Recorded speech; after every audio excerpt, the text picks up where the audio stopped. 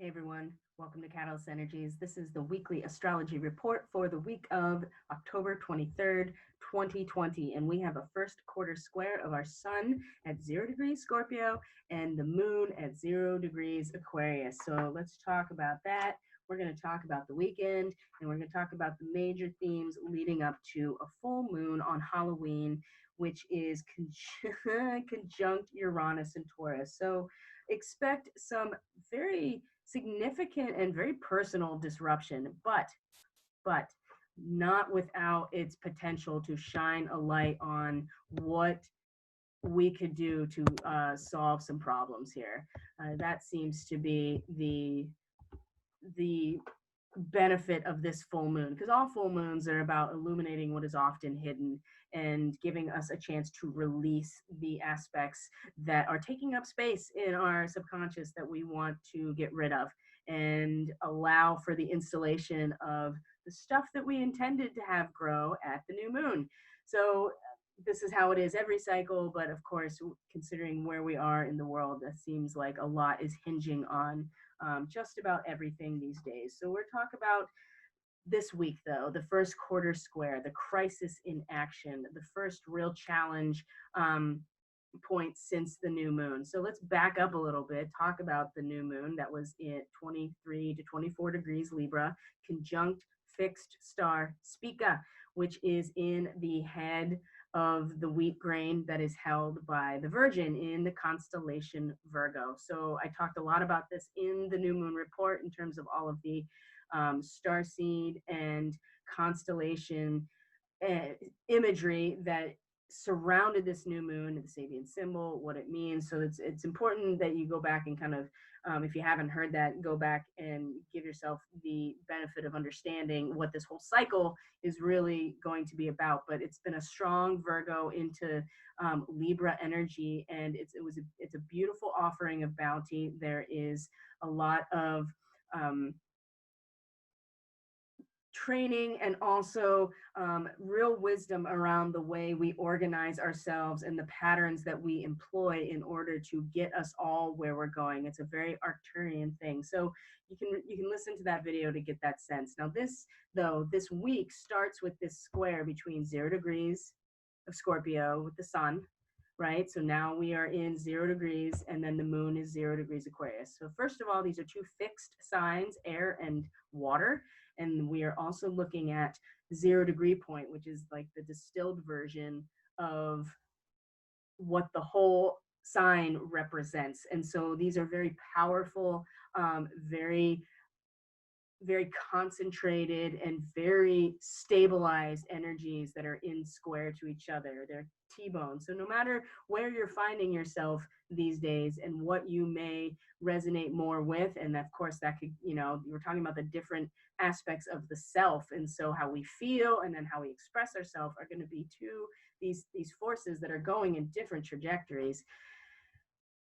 We are moving into the age of Aquarius, and that's really going to kick off with the solstice. And so the moon in Aquarius in general is going to give us this really personal and intuitive and feeling based connection to an ideal of a collective. And specifically at 0 degrees, it's an ideal that is being brought into form by some collective effort.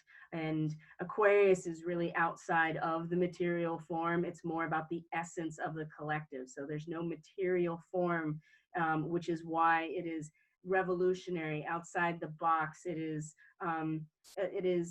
lightning and electricity. It is not something that's really palpable, but is still very much real. And it is the energy that binds a collective, and Aquarians are able to manage that and connect to all of that by being able to bring water, right? And so there is the connection there. At least the moon is in Aquarius, and so there is that water element with her there. So but it's more about feeling like aloof, feeling kind of detached. There's a futility here that even if you feel a certain way about something, there is much more going on with the essence of the collective as a whole. And so the real challenge here is that Scorpio's the name of the game. and Mercury is retrograde here and will be in Scorpio for, throughout November, because we'll come back into Libra and then go direct again, which is happening on the election, at the point, a 3-degree orb, right? Within 3 degrees of the new moon. So conjunct Arcturus when Mercury. So there has been a lot that is being unearthed. There's a lot that is being brought to the surface. There are a lot of dynamics about power that Mercury is going back over and reconsidering. And with the sun here and the fact that they're coming together this weekend, this is where the focus really is, this collective feeling experience, what it feels like to be in, to have a shared experience, the potential, the resources that are gained, what we learn under the layers, right? The power dynamics that actually exist, to the intimacy and the trust that comes around with Scorpio, and the desire, right? And almost obsession with getting a deeper union. So, but it's still about feeling, and it's going into the feeling space and being courageous enough to face that dark night. Whereas in Aquarius, the feelings are not involved in the process of developing and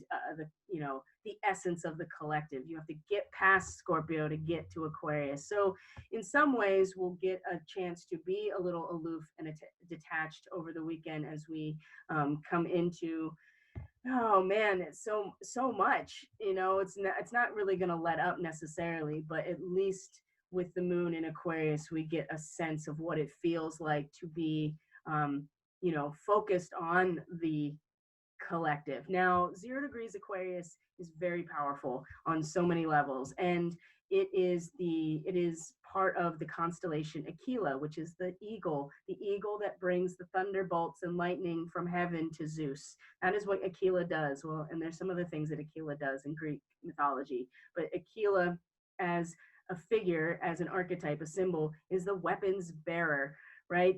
Bringing the weapons to Zeus. Zeus is doing battle. And so there is a sense of detachment and an incredible amount of dominance, because you're talking about what's good for the whole, and going to battle. If Zeus is going to battle, then that's his trusty weapons bearer. The eagle is bringing the weapons that are necessary to do battle on behalf of heaven. That was what Zeus ruled, was the realm of the deities.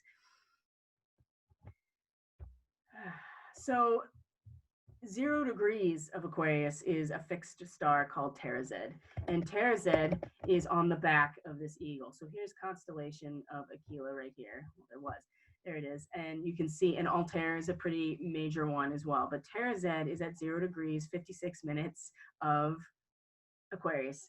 So on the back, and this is where Aquila carries the thunderbolts. On the back is at this degree, this fixed star. And so there's a wounding that goes along with it. And so there is a sense of giving up something, or not, there is discomfort, there's a wound, there's a tear in the flesh in order to bring these to Jupiter. And so there's also a loyalty here. There is a conception of like a higher order or a higher duty, and taking the personal needs out of the equation. And this is where the moon is as well. So it seems, we are, either way, one direction is very much going on this journey all together. Here we go, all together now. We're going down this rabbit hole together, and we're going to investigate what it means to be in a collective, and all of the responsibilities for sharing resources in this type of situation. In a square to the moon that is just, so focused on building the ideal that and it's not even considering personal emotional aspects about it. So what are we going to do from here? Because it's not like this is something we should bypass entirely. And Aquarius is where we are headed, this ideal situation, the collective as a whole. So we have to at least consider it, but we are going into this feeling state. And I think the challenge is we're going to want to detach a little bit over the weekend, at least until the moon comes into Pisces, which will trine these two when they come together, which is a really beautiful connection by the end of the weekend. So this is the first quarter square, the moon in Aquarius. So of course it's going to square the sun and going to square Mercury as well. And then tomorrow on the 24th, this is going, or yeah, on Saturday, the 24th, we have Venus is going to be in the trine to Saturn. Now, this is where Venus is training, right? All of her training to be a priest of Vesta's temple.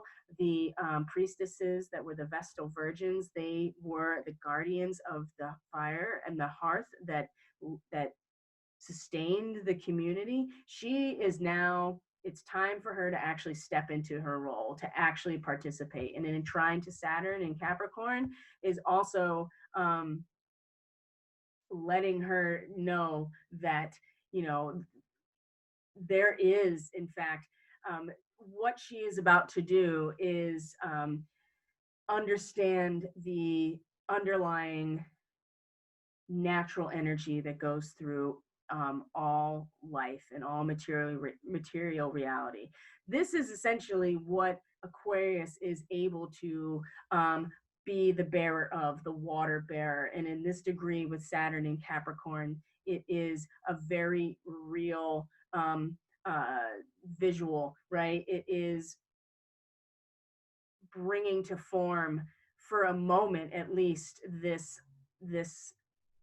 pervasive energy that moves throughout all life, and for able to see. And Venus is now coming into, like, it's time now to come out of her training and into the temple, and it's almost like it's consecrated in by Saturn in the occult mysteries in some ways, but it's more about less about hidden knowledge and more about the perception. Venus has now made her vessel so purified, and so she spent so much time really conditioning herself to be a priestess, you know, in one of the most highly regarded temples in Greek and Roman society, which was Vesta and Hestia's temple. She's now able to actually see what is otherwise hidden to most other people, but is in fact still there, which is the water of life, the flow of energy through everything. And this is what Reiki practitioners are working with when they're doing their work. And so this is an initiation and a consecration, and it's really beautiful. This is Venus trine Saturn on Saturday. And the moon, you know, in Aquarius is making all kinds of fun and interesting squares, is going to be in a sextile to Mars, which is the public unmasking, you know, where the moon is. You get to a certain point in Aquarius that secrets can't be held in order for the collective to be at its highest. And it's going to be really interesting. I still haven't really quite, you know, with Mars retrograde, I think that it's going to allow this. There's been so much frustration in wanting to act here, and I think that coming to terms with the fact that it all has to be surfaced, right? The public unmasking, the hidden motives coming to the surface that are absolutely necessary during the Aquarian journey, because there's nothing that can be hidden, right? And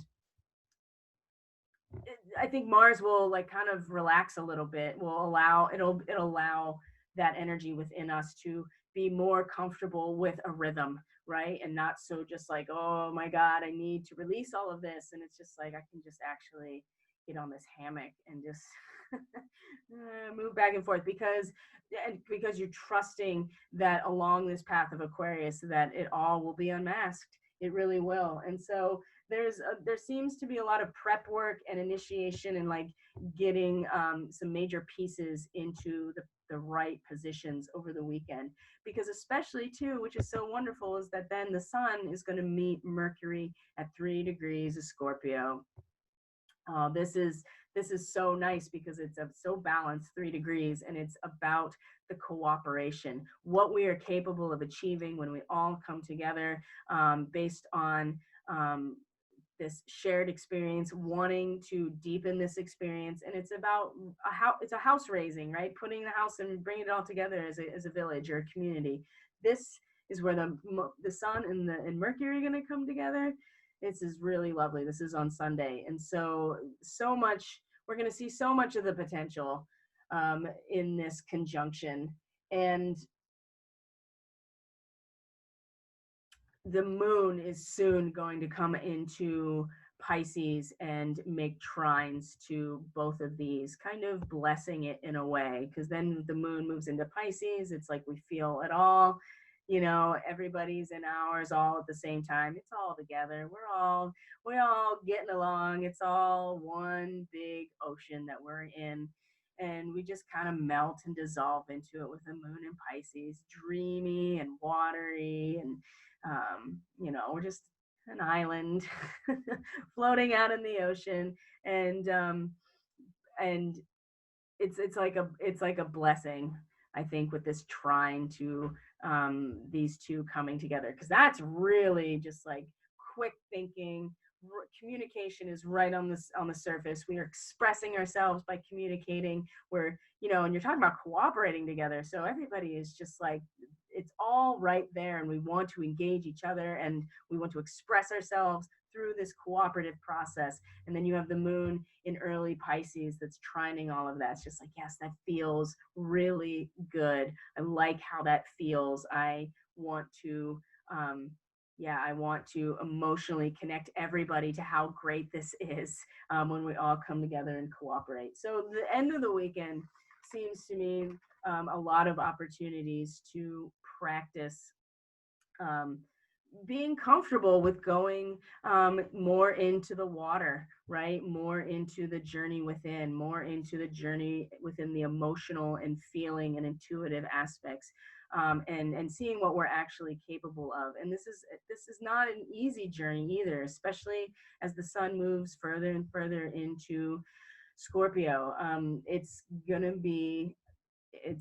going to become more complicated as it goes along. And so the moon will meet Neptune, right? And that'll really stimulate a total disillusion into all of it, and a full-on surrender in some ways, and total psychosis if we're not careful, you know, right? This is where we can really pick up some vibes that are not ours.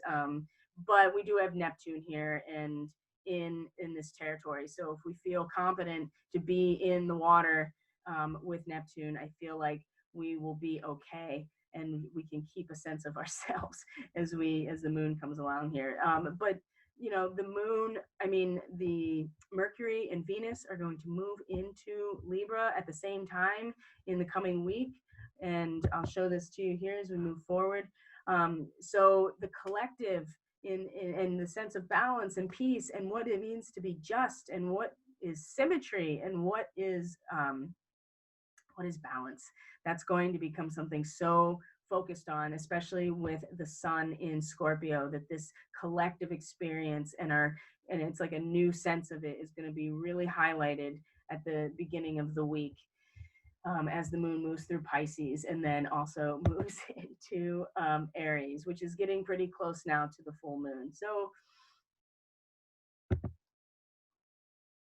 you see here now that Mercury and Venus has done her training. She has become a priestess in Vesta's temple. She has disciplined herself, despite the fact that this is not what she wants to be doing, right? Venus doesn't want to be chaste or purified. She wants to be the empress. She wants it all to come to her. She wants to be satisfied. She wants to be gratified. She wants to be around things that are lovely and beautiful. And this time in Virgo is really, you know, she has really been put to the test. But now that she's at home in Libra, because that's also her sign too, she's like, yeah, this is my wheelhouse right here. Like, I know what it means to be balanced. I know what symmetry means. I know what it, like, when a space is organized. I know what it feels like to have balance. And so that, on top of all of her training and getting prepared to be in this role of Virgo, it's so strong that this priestess energy of committing oneself to maintaining the hearth fire of a community, the aspect that can spark new creation when it seems the darkest. This has been a really important this has been a really important symbol lately, and that I just can't stress enough how important it is. So when she comes into Libra, and then Mercury's here too, it's really going to be focused here on this balance and justice, while the sun is really having us express ourselves through the feeling state of being together. At the same time, the moon is going to be in Aries now, and so it's going to meet Chiron, it's going to meet Mars, and so that's when the tempers start flaring, then things get hot and bothered, and we start getting triggered in our wounds, especially with Chiron and Aries. And we also start emotionally identifying with where Mars is at and still retrograde. Black Moon Lilith is here, so that's just even deeper survival instincts and self-preservation without even really thinking about anything. And so coming into, let's see here, what is that, the 28th? This is moving closer and closer to Halloween. So you can see the agitation, the wanting to go to fight, to activate ourselves, and just be all around really flared at this time right before the Halloween is in some ways I think is going to be good, because we're going, especially look at this, the moon is then going to be in opposition to Mercury in Libra as well. And so we really are going to be challenged in terms of, this is somebody who is a debate genius, right? Late Libra, you have seen into and understand all of the aspects that go on to being totally balanced, and you're not really shook too easily. The moon in Aries is just kind of like having a tantrum at this point. And so this opposition right before the full moon, be mindful of this. It's really going to potentially pull us off. And so finding this balance point, because we do want to activate ourselves in some way, because this full moon is going to require some level of at least acknowledgement of doing something, because Scorpio at 9 degrees is a dentist at work. And that's, I'm going to talk much more about in the full moon. So, but leading up to it is a lot of focus over on this side over here with Venus and Mercury and the sun and the moon kind of pulling us emotionally off of this track and pulling us towards dissolution, and then trying to advocate and really be very feeling connected to our desire and our sense of self and our subjective experience, really challenging a lot of this Venus, Libra, Scorpio energy. So wow, really intense. So it's okay to be focused on the ideal. It's good to have an awareness of what it feels like to be emotionally detached enough to bring the water to the community so that we can all share in it. But honestly, a lot of the focus is going to be on the shared experience and going into the realm of Scorpio. So when the full moon comes, I think that that'll be a really good time to start problem solving, and how we can use that relationship and those resources that we have already accomplished in creating and acquiring to actually solve some problems and to give us a sense of faith in what this whole process has been about, which is, our evolution, obviously. So everything you need is in the description box below. That's gonna do it for the weekly. If you're interested in booking a reading, you can go to the website catalystenergies.net. Okay, and the services tab is there, and you can go through everything and decide what works for you. Subscribing to this channel allows you to know when I post the astrology videos, which are daily at this point, also weeklies, and then I do more extensive reports on the new and full moon. So email, Facebook, Instagram, all that stuff is great. There's all kinds of content on all of those platforms. So check it out if you want. And thanks for being here. And thanks for actually taking an interest in your own personal and spiritual development through this really, really challenging time to be alive. It is amazing. So I'll talk to you guys in the next video. Bye.